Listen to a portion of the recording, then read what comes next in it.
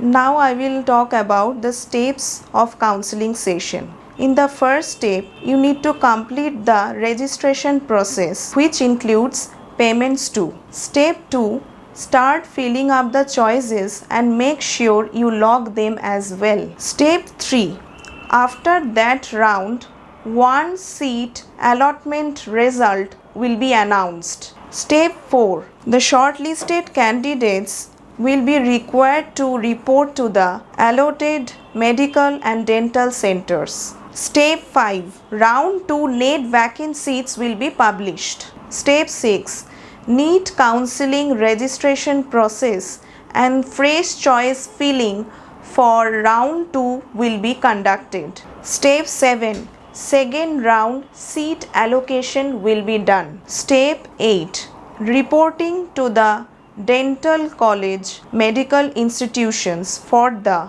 preparation of round 2.